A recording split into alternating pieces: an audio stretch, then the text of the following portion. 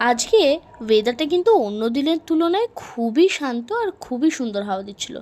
তাই অলিভিয়াকে বললাম, যা, জানলাটা খুলে দিয়েছি, তুই গিয়ে বস, আমি চান করে পুজোটা দিয়ে আসছি। আজকে তোমাদের সাথে আমি দুজন খুব ইম্পর্টেন্ট সদস্যর সাথে আলাপ করাবো।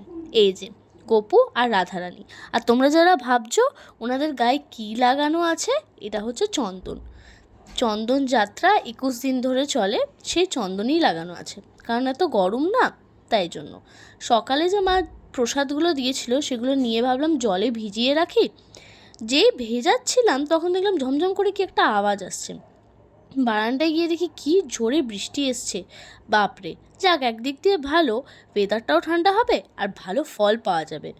বৃষ্টি দেখে ঘরে এসে দেখি বাতাসাগুলোও ভিজে গেছে। চলো খেয়ে নিই। খেয়ে নেওয়ার পরে বিকেলবেলা অলিভিয়াকে নিয়ে আমি একটু ছাদে গেছিলাম। মাও গেছিলো আমাদের সাথে। অলিভিয়া ছাদে আসতে খুব ভালোবাসে। আর মোটামুটি আমরা সেইভাবে অলিভিয়াকে নিচে নিয়ে যাই না, কারণ এখন যা গরম আর বৃষ্টি পড়ছে, কাদা জল। যারা পেট প্যারেন্টস তারা খুব ভালো করে জানবে যে ওদের এক ধরনের পোকা হয় যেটা নিচে গেলে হওয়ার সম্ভাবনাটা অনেকটাই বেশি। আর এই ফ্ল্যাটের ছাদটা মোটামুটি যা বড়, ও ছাদে ঘুরলেই ওর এক্সারসাইজ এভরিডের হয়ে যায়। ও ছাদে আসতে খুব ভালোবাসে, কারণ এখানে একটা জায়গায় ওঠে। এই যে এখানে উঠে ওনার কারণ আছে, উনি পাখি দেখতে পান আর সেটাকে দেখে উনি চেঁচান। এটাতে যে ওর কী মজা পায়।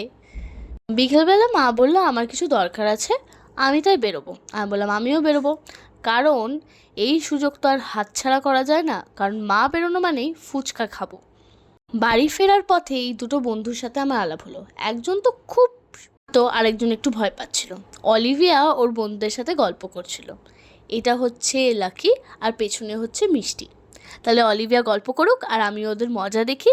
পরে তোমাদের সাথে আবার নেক্সট ভিডিওতে দেখা হচ্ছে। বাই।